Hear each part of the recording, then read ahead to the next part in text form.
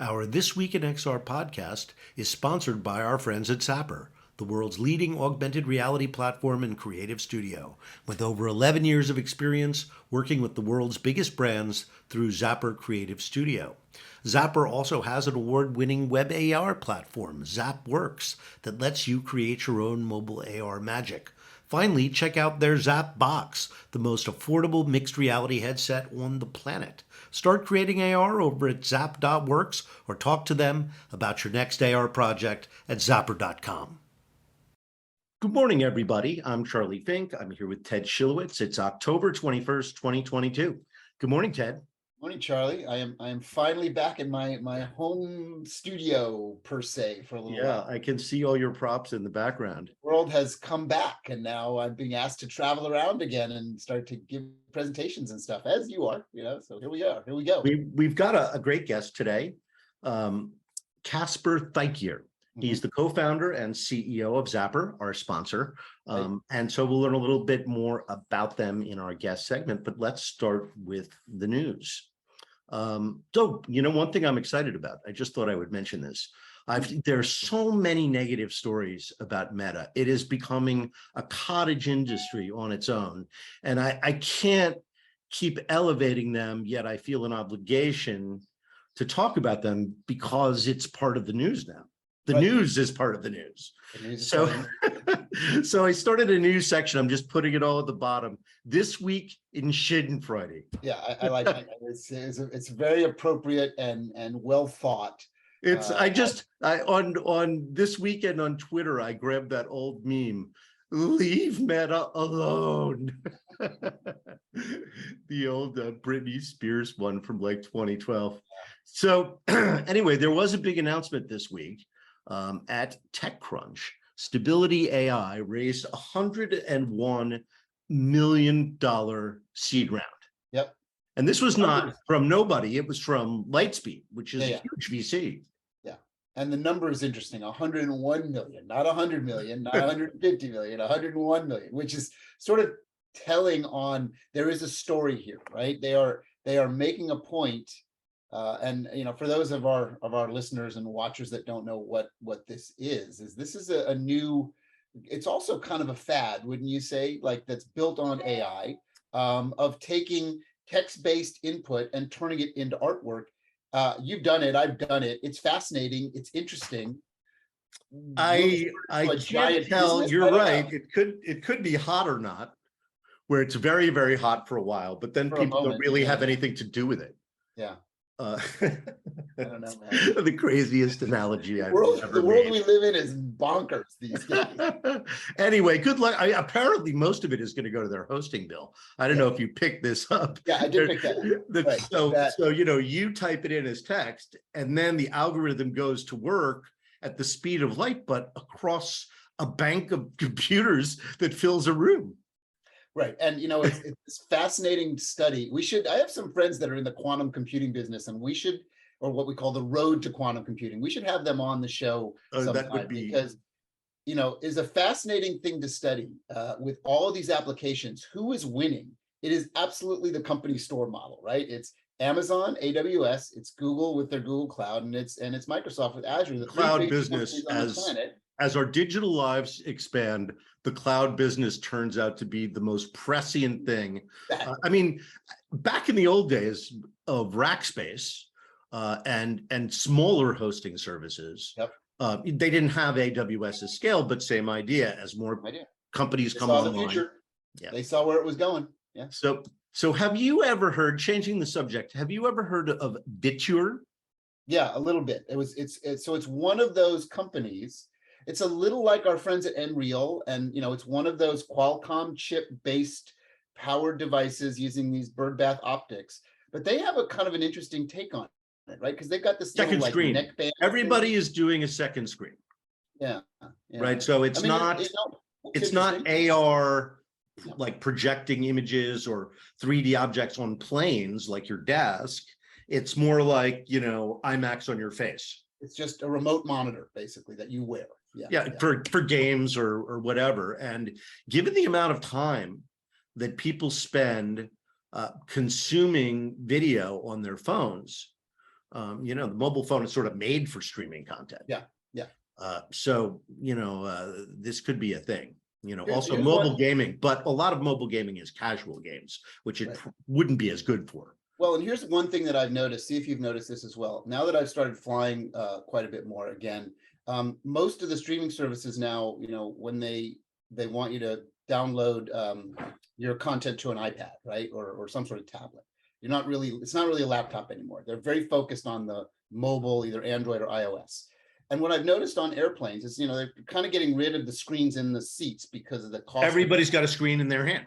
Right. So everybody's got one. But here's the problem is there's no real good place to put them. So you kind of put them on your lap or on the tray, and you I kind of carry a little stand. Right. A little plastic stand. I just stick it in the pocket of my briefcase. Yep, yep. You know, Jane and I, when we're eating breakfast, we're not sharing the newspaper anymore. We're both looking at our smartphones on their little stands. So there's an opportunity. Ergonomic problem. The stand business, yes, it's a terrible economic business model. I mean, the ergonomics of smartphones are horrible. Right. So the idea of wearing this, you know, just on an airplane of like, okay, if it gets good enough that I can just put the 100-inch screen in front of my face, that's a business in and of itself, and they'll sell enough of those to be profitable, I think. So I've been predicting for years that smartphones are going to get bigger. I said that at AWE once, and everybody's head almost fell off. Right. It's because it's the ergonomics of the smaller phones are terrible. Looking down at this thing all the time is not great for you. Yeah, exactly. So other news this week, other things have happened. Tilia spun off from Linden Labs and partnering with the biggest bank in the world, JP Morgan. Right. Their games payment system, right? That's their whole. It's the whole Second Life economy, which is its players do almost $700 million of trades with one another through their asset store. Right. And Tilia drives that. Right. That's a pretty large scale thing. They're doing it for a few other companies now, and now they're spinning it off. It's a rev share model, so any developer can use the Tilia system inside their game and call their currency, in-game currency, whatever they want, and players can put money in and they can take money out in their local fiat currency. Mm-hmm. So someone in France, and they'll be bank compliant, right? The international trading compliant, which no one else can really replicate. Right. It's free of the market gyrations of crypto. You know, everybody thought there would be an Ethereum-based economic system in the metaverse, but that may not be necessary, right? That may be killing a fly with a cannon. So this Tilia thing, it kind of makes sense when they tell you about it. We'll see if the proverbial dogs eat the dog food, but it's just an SDK. It costs you nothing. You know, build away. You know, you could stick it in VR chat tomorrow. Right. And it costs you nothing. It's an SDK.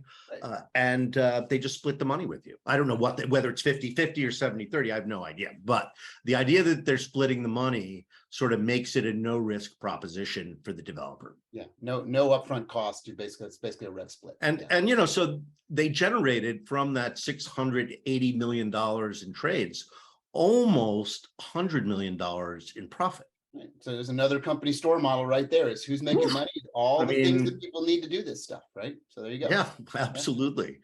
All right, let's move on. What else have we got? I like the Tilia thing, and I think the guy who took over Second Life, you know, Brad Oberweger, is a super smart entrepreneur. He sold his company, I forget the name of it, to PepsiCo. Mm-hmm. You know, he had a brand snacks business that he sold to PepsiCo, and I think he walked away with about $1 billion. Well, and you know, there's a story within a story. The $1.8 billion was that deal. There's a story within a story when you talk about Second Life. The OG virtual land company is really the only one where anybody's actually showing up in a virtual land these days. Well, I know, right? Did you see that? I mean, I have always suspected this, but you know, of course, these are private companies, so you know, if they're not doing well, they're certainly not going to tell. Not reporting it, right? Exactly. So, and DAP Radar is a proxy, and they answered the DAP Radar ratings by saying DAP Radar is only counting transactions. Right. You know, DAP Radar follows the crypto aspect of our business, not casual visitors who are there for the fashion industry. But then two writers dug into this. And it's more true than not Yeah, and we suspected it because you can sort of tell when you go, we have to do our research, right? So we go into Nobody these is places there. to visit it, nobody there. And you're like, well, this is kind of an interesting little virtual art gallery and it's kind of fun. Yeah. And Roblox a lot is of so people. different from that because you could be Roblox is incredibly playing on vibrant, your own, but you're seeing people running around doing. incredibly vibrant place. And, Rec Room is vibrant and VR Chat is vibrant. We know that there are people in there, but Decentraland, not so much. Right? Yeah. I just, and Sandbox has been heavily hyped. Mm-hmm. So we shall see.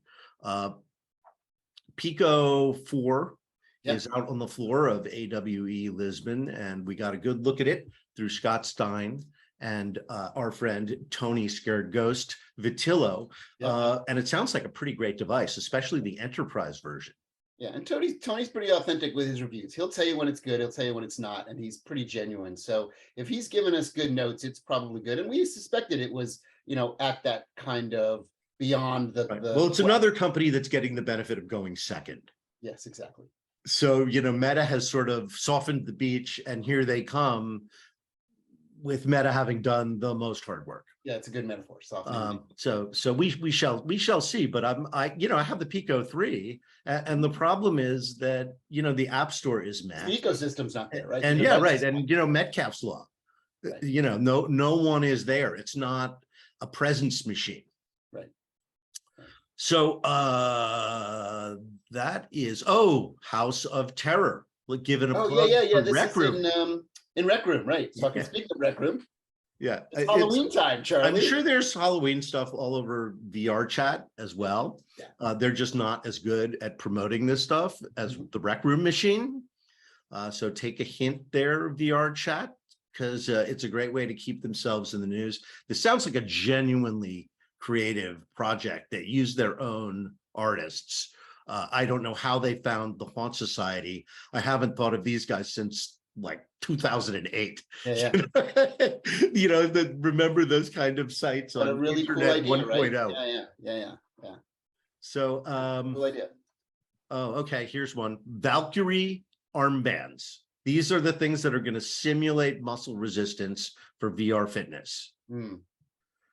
Interesting. And look, VR fitness is obviously a business, right? Significantly, it is huge. Important to the ecosystem, and it's probably the thing I do most in VR is things where I'm trying to get my heart rate up and the kinetic energy up, and I think that's probably there's a business in creating these things that are adding kind of that haptic flavor to this stuff, right? And more realism to it. It's fascinating.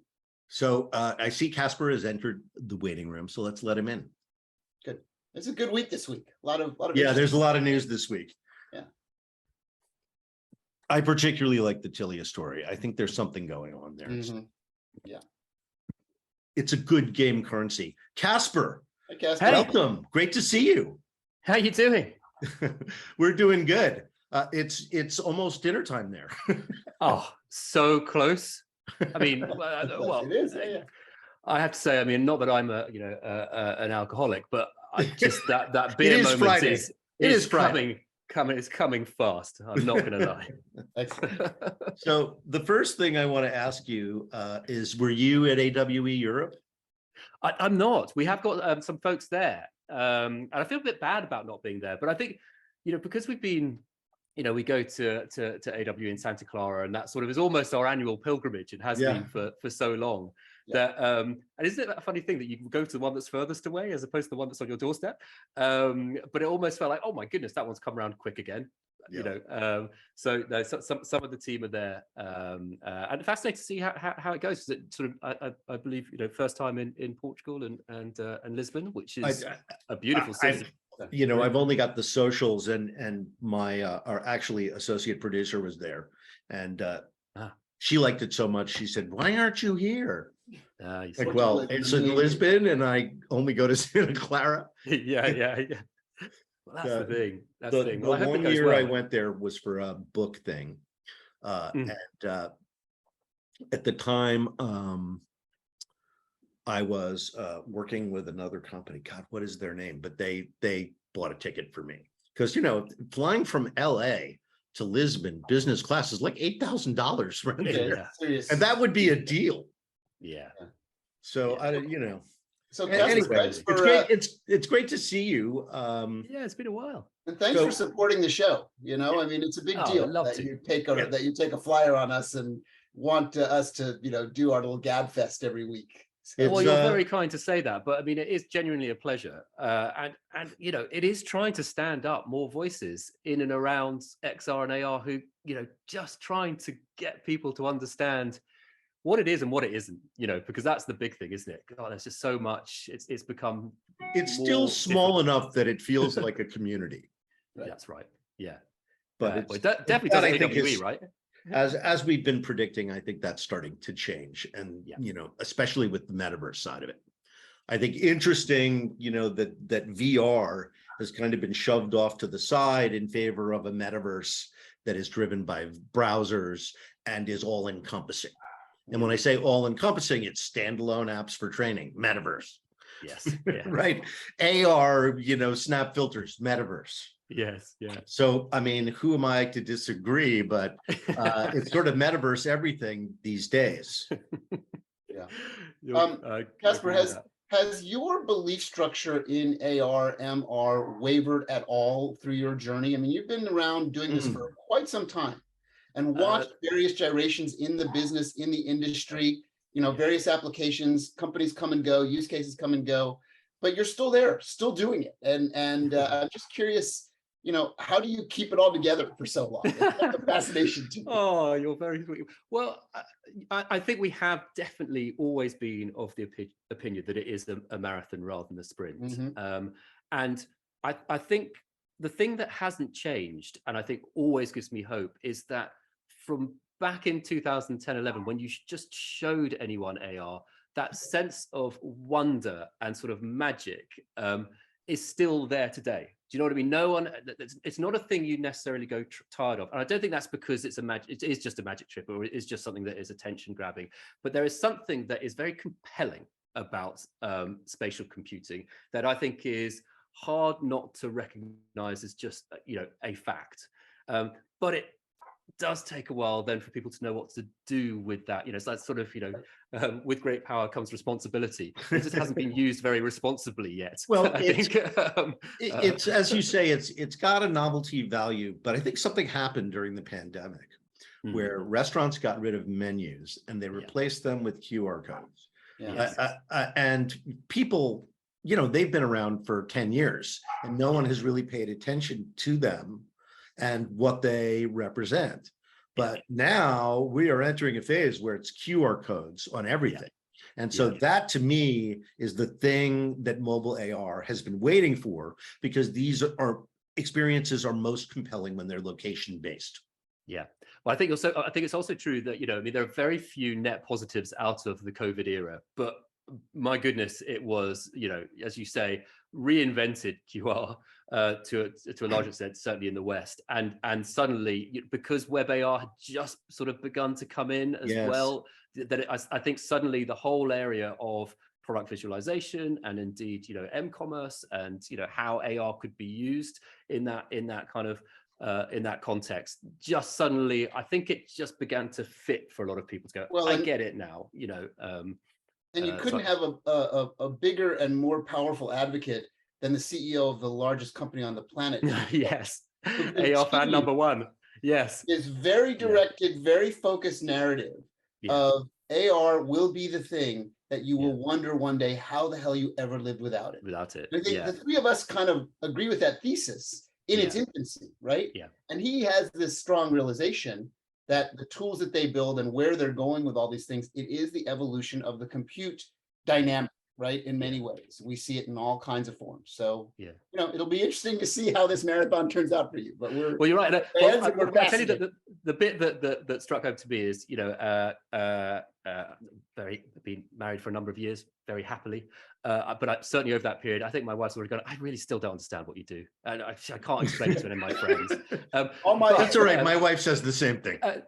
My entire family thinks I'm a spy. This is it, right? You're a spy, right? But what I loved it is there's a moment, and we were flying somewhere on EasyJet, and we were, you know, doing that classic thing of what's going to fit in the hold. And actually in the EasyJet app, they have a little AR thing that will then you can put on your thing. Right, and she was like, wow, this is amazing. What's this? I was like, yeah, that's what we do. And she was That's like, what we do. wow. And I was like, so Great. thank you, EasyJet, for explaining what I have failed to for 10 years.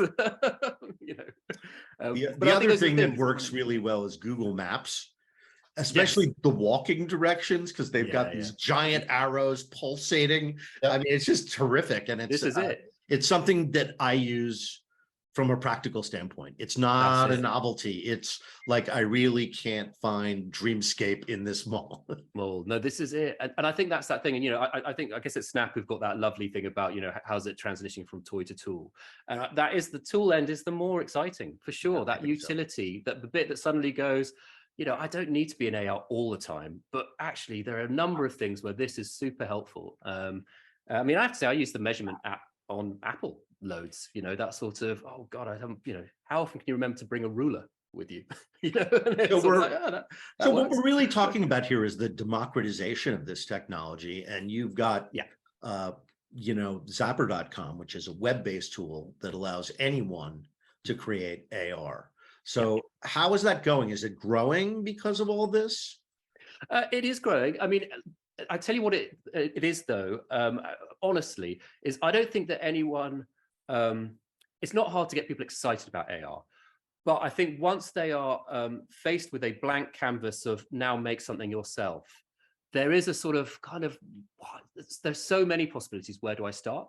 So I think, you know, what we're finding is definitely because the tools are becoming more low code. There's so much more that you can do that is more drag and drop with also now with 3D and alpha channel video and all these sorts of things. That means that you can spin things up pretty quickly, but just needs that sort of little sense of, you know, write some problem statements or some that you're trying to solve, and then ask yourself, could AR fit it? And actually then, you know, use the tool to try and just spin up some quick demos to see if that works for you. So I think that is becoming something that's becoming much more, much easier to do. And therefore that's growing. So we're certainly I don't see any let up, but it is, you know, it's not content creation in spatial computing, user-generated content in spatial computing. It's a different kind of cat than it is user-generated content, which has driven the medium because it is interactive and for other people.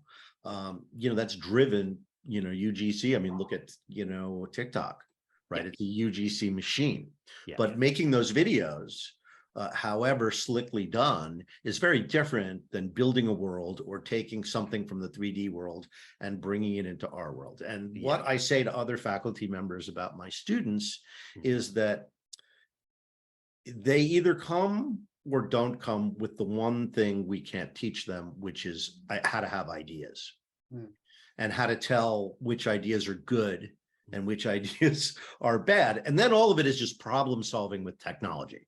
Yeah, correct. Yeah, you're right. But it is a slightly different mindset for spatial computing. So it's a different way of telling stories. It's a different way of thinking about, and so much of it, you know, it's fine when you are sort of creating something for a screen because you know exactly what those dimensions are and how people are going to receive it.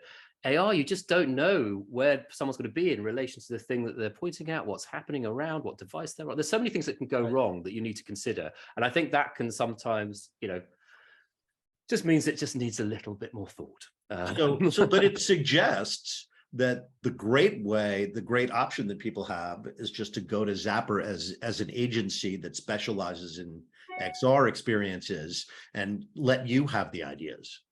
Yeah, I mean, we're totally agnostic. I mean, I think that's the thing. I think, you know, maybe one of the reasons that we see it as a marathon rather than a sprint is that we made our job exceedingly hard for ourselves. Because the minute you do go, we want to be about democratizing AR. A, no one can do that on their own. B, that takes, you know, that takes a lot of folks, and there are loads of folks who are beginning to do that. And I think, you know, because when we started, it was our own money and we were bootstrapped and no one was really doing it back then. You kind of have to have a studio in order to go, we believe in this, let us help you build it. Because there's, you know, actually getting you to understand what it is one hurdle. Getting you to find anyone to make it is another one. So I think us having that there for any partners who want to take use of it is really, really helpful. But I think we really want that as a way to start people on their own sort of camera capability journey, if you like, as an organization, because at some point you also don't want to be the a blocker for them being able to explore that further. And you want to sort of just, give them the tools so they can start making benefit of it. But yeah, always happy to help. So, of course, the other thing we have to talk about is Zapbox. I saw you guys at AWE in 2017, and what is it? Magic Leap for super cheap. Yes, that was the genesis of the idea. For people who haven't seen it, it's a cardboard, essentially Google Cardboard, if you remember that, for AR. Mm. It was back then. I mean, it's become plasticized. Yeah, now you plasticize it, right? Yeah, let's see it. I'll describe it for those of you not watching the YouTube version of the podcast. Is plasticized a word? We just made it up, but I think it is. I like it. So here you go. That is now what Zapbox will ship as. So you're right. It does look like a Magic Leap. It does a bit, but for magic cheap. So we're almost there. I mean, look, it's been a long journey.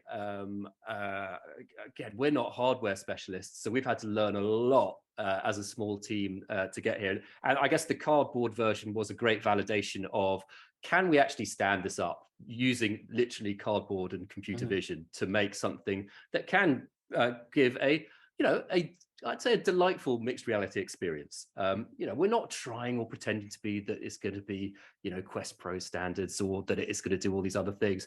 But actually, you'd be pleasantly surprised at what you can do for $80. Exactly. Yeah. And I think that's the thing. It's back to that democratization point. How do we give people that first gateway into, well, I mean, frankly, it could be, MR or VR experiences with this. And so it is really exciting. We're sort of going to do a bit of a soft launch in November around it. It's really going to be beginning of next year when we sort of I get into the proper sort of commercial launch. And I guess what's nice is we've got the hardware bit. Now it's just getting the software side of it to a place that we're happy for it to kind of launch and iterate from there. So yeah, it's really exciting. I mean, our focus really is tabletop experiences. How do you make a really compelling mixed reality tabletop experience that can be collaborative? So that might be playing pool. It might be looking at a 3D model in a business context. There are loads of things that actually, again, if we control the space you're on, and we're still using sort of video pass through, so it can all look very real, and we've got controllers that mean you can interact with it. It is remarkable what you can do, actually. But I think what's interesting is trying to avoid. We're not trying to get people to do lots of fast movement. We're trying to minimize, obviously, the amount of latency that as far as we can. Again, we're using existing smartphones, so we're only using one camera. So there's things, and we're presenting that stereoscopically. So there are things that make that difficult. It's a lift to try and do this at all. Frankly, I don't know that anybody else is. But I think with Simon and the team, it's impressive where we've got to. And I think because of the nature of that sort of very accessible, very affordable price point, I don't think we're over claiming what you're going to get. Whereas I think the minute you are charging $1,500, $3,000, you want it to be pretty good. Well, I mean, even $500. Yeah. I think most people would be pretty frustrated if they spent $500 and it didn't just work. That's it, right? Yeah. So I think we kind of I think we kind of go. We're more in that sort of Nintendo Wii kind of area than we are in sort of trying to do. It's kind of it's fun. It's going to be there for experiences that could possibly be 30 minutes So is it web AR that you're running the experiences that you're making for it, or is there an app? So originally it's going to be targeting a Unity SDK, so they will be native apps to begin with. We definitely are looking to get it to run in WebXR, but that's also, there's some interesting, and I'm not the technical person here, but there are some obstacles and hurdles. Right. And of course, when you're talking tabletop, ideally you would want multiple people to be seeing the same experience. Yeah, exactly, from their perspective.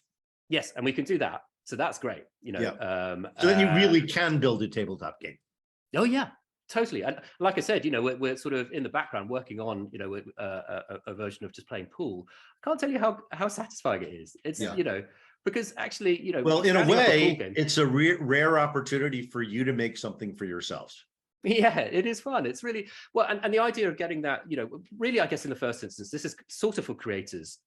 So with that Unity SDK, I think it's a really, really nice way. And the reason for targeting Unity is because loads of people are already, I guess, making stuff in Unity for the Quest. And the controllers, we've mirrored the same inputs as you get on a Quest controller. So, you know, it's not like everyone's going to have a Zapbox. But you understand it. Your brain understands what to do with it. Right? Exactly. And also, if you are a creator or developer doing it, you're actually going, easy, right, it's an easy port. that way. Yeah, to do those things. So I think that's the thing is how do we kind of allow people to just give it a go? You know, try an experiment making in this without thinking, oh God, I've got to spend hundreds of bucks to start, you know, to get into this. And your belief structure is such that I think you have relatively the same thesis that Charlie and I do, that to really unlock the power of AR, you have to wear it. You can't just hold it, right? It can't just be this magic window. So how does the ergonomics, how do you handle that, right? Because the headset is going, that your mobile phone is going somewhere up here. So and it's heavy. It is.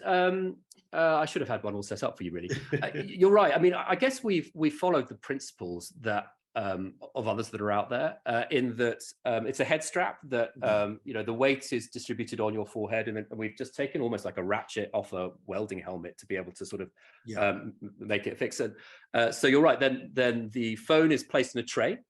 By the way, you're not going outside wearing this at all. That's not our use case. Is because you're going to look ridiculous. I'm going to have to accept that. But I think what's so interesting is that when you have the sort of tray, and I don't know if you can sort of see this on the image, but so the phone sits in this tray here. So you've got absolute sort of open peripheral vision, which is super helpful. I can't tell you actually what a kind of game changer that bit is.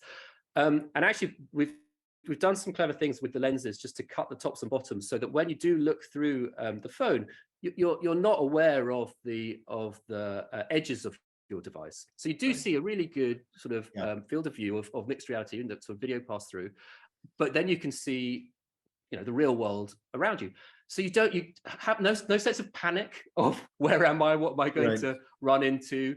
You're sort of a bit grounded, and it really just makes that nicer. Now, you know, the big thing that we're working on is how well can we deal with motion blur and latency, and how much of that can we solve, you know, through compute, and how we're using frames, you know, and so, and it's looking like, versus what where we were before with the cardboard version, that we're able to, you know, move that a good bit forward. If you're in it and you're shaking your head wildly, and actually if you just do that with wearing nothing, you feel pretty crappy. So I don't think, again, we're not like, great, first thing you're going to do is go straight into Star Wars and start battling things, you know. I think it is kind of like, yeah, okay, what is going to feel comfortable and good. The other thing that's really, really compelling about it, which was absolutely not something we created it for, is actually just looking at sort of streamed 360 VR movies in it. It's amazing how it's actually quite comfortable and quite a nice way to watch. So yeah, it's really interesting how it's turning out, and I think we're sort of at that point of, until we get it into people's hands and have that feedback, it could go in so many different ways, and that's exciting. But I definitely agree with your thesis about at the point where you can release that being in a very sort of defined box that you're having to hold, you know, that it does open something else up for sure.